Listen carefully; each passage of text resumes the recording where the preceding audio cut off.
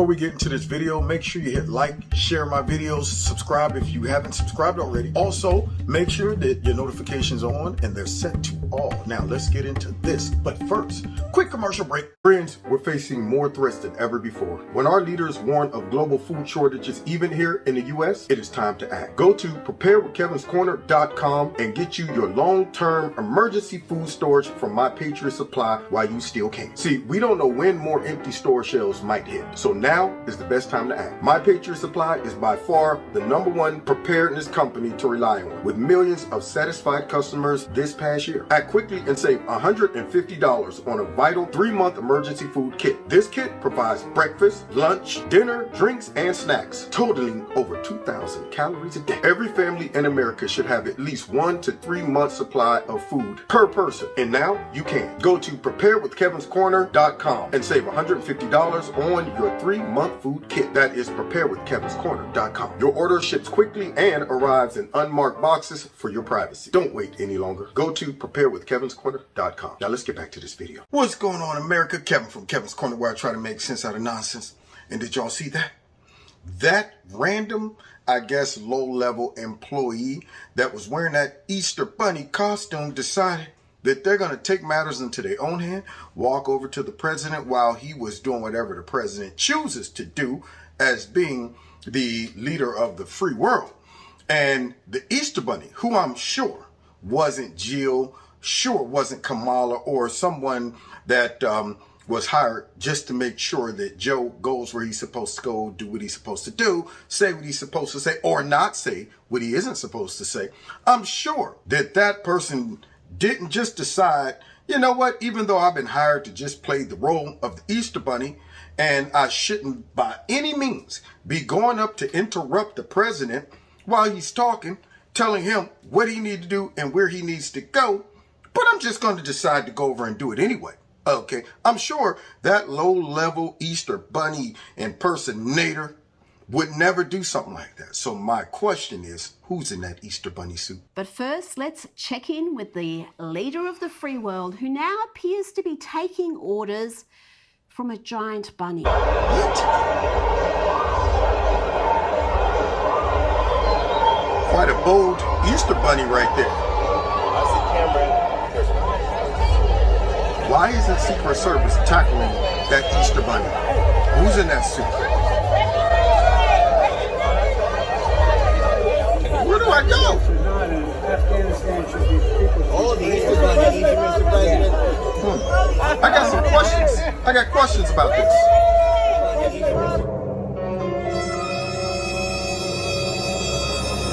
Sure looked mighty surprised by that Easter Bunny.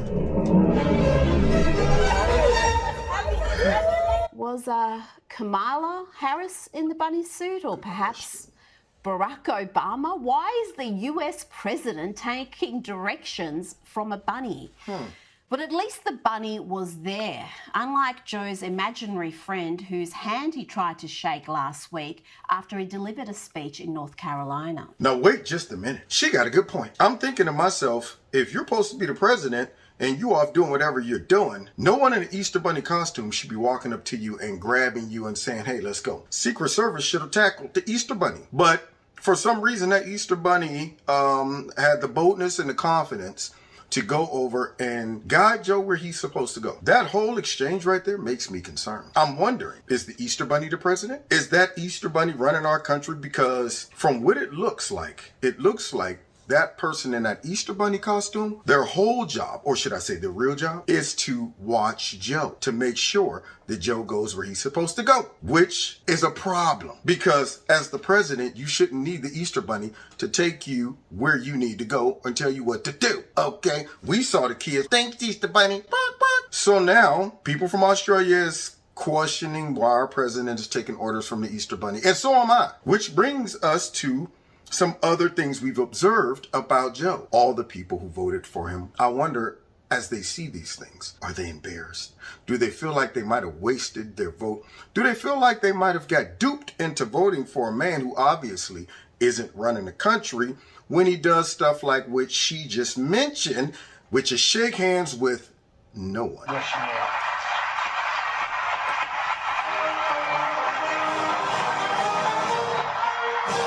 Where's everyone? Huh? Is that you, Corn Pop? Which way do I go? Does that look like a man that's in control? A man that knows what he's doing? It's just sad, isn't it? It is very sad that our president is in that condition and they're trying to pretend that he isn't. They're trying to pretend that everything is okay. This is all normal behavior.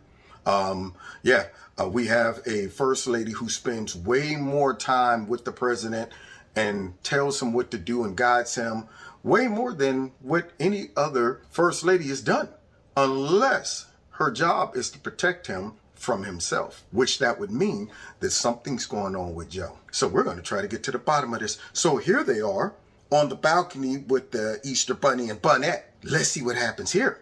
To the South Lawn. Thank you and happy Easter. Happy Easter. All right. What? Did she just say wave? Wait. She just had to tell this man to wave. Why is the first lady trying to tell the president to wave while talking through her teeth, trying to disguise the fact that Joe needs to be prompted to wave? And as a politician, a professional politician, been around for a long time, he knows that's what they do. They wave. But for some reason, she has to smile and go, wave. Jill looks like she's constantly on edge every single time this man is in public, as if he has the potential to embarrass her and reveal even more so that something's going on with Joe. And I'm going to try to get to the bottom of it. So here we go, y'all. All this story time now. All right, let's just see who's really running the White House here as Joe and Jill come out to read a story to the kids, y'all. Let's see how it goes. Okay. Just stay. Just stay. So Sylvia, just sit. Don't move. She's a teacher. I'm the teacher, you know. She's a teacher. No. That's going beyond just being a teacher. When you say, just sit, stay. Sounds like you're commanding him to do something because he's not cognitively able to make that choice himself. Sounds like you're being overly assertive, very direct, because something else is going on with this man to where you got to tell him what to do. It wasn't done as if you are talking to your mate or you're talking peer to peer out of respect. That statement, or should I say that command, was the kind of command a caretaker would give to someone who is suffering from mental decline. Like he was in an elderly home where they, no, come over here. Sit down right there. Right there. We're going to bring your pudding. No, stop. Put that down. No, stay right there. I'll be right back. That's how that sounded. Now tell me this is not happening, because if that's the case, they're deceiving us. I'm thinking the number 25, or should I say the 25th, if you know what I mean. But hey, maybe it clears up. Maybe as they interact with each other, it'll be more clear whether something's going on up here in Creepy's head or not. Here we go. Okay, so I'm going to quickly read Okay. Brown Bear, so Brown you're Bear, all Brown not soaking wet. And they're not going to let me read it all. Why not? I'll let you, here, you can start us off. You get two lines. Oh, here, Can I I'll read let her backwards? the first page. Good. Read backwards. Brown Bear, what do you see? I see a bird looking at me. Now you got it. Now you got it. Okay. Yellow duck. Quick handoff. What do you see? I see a blue horse looking at me. Blue horse. Blue horse. Well, I see a feeble president looking at me. That's what I see. I see a wife here who obviously knows that Joe is having some problems, and she's just as concerned as probably all the staff members whenever he's out in public. Yeah, looks like she's more stressed out than he is, and it shouldn't be like that. So now here's Joe. He gets a cameo appearance, gets to read 2 lines, and that's it. And then, all right, take it away. As if he knows that's the only thing he can do. He's only responsible for 2 quick lines and then pass it off to Jill because it might completely go off the rocker. Which, once again, like I said, is very, very concerning.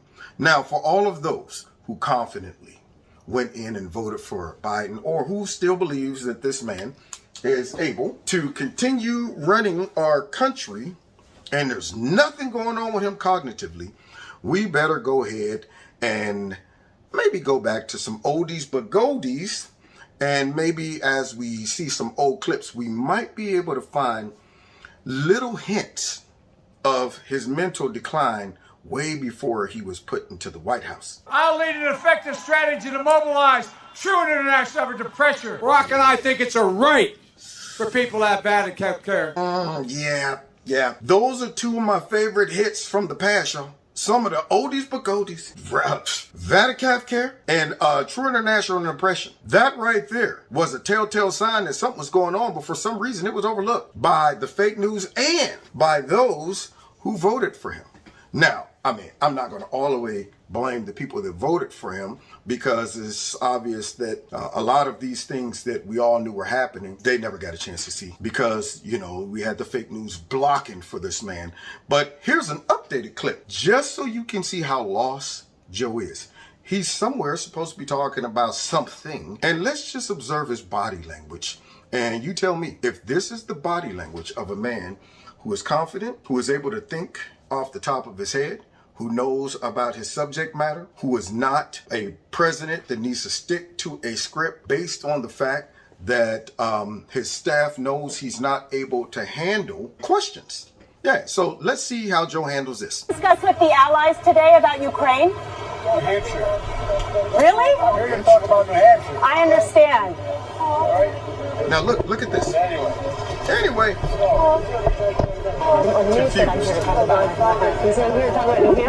Where's my handler? What do I do now? On the news said I'm here to talk about. He's in here to talk about New Hampshire. Here to talk about infrastructure. Looks confused. And this is what they gave us. This is not what we voted for. It's what they gave us. If you know what I mean when I say this is not what we voted for. This is what they gave us. A man who could only talk about what they told him to get up there and talk about. Joe, don't you be taking no questions. Don't you go off the script. Only talk about what we tell you to talk about. If anybody asks you something, you tell them, hey, I'm not allowed to talk about that stuff. I'm here to talk about New Hampshire. As he turns around looking aimlessly, like he don't know what to do, where to go, what to say, waiting for the next command, and he's running the country. I think we might be better off with the Easter Bunny. Now, God bless you. God bless America. See y'all next time.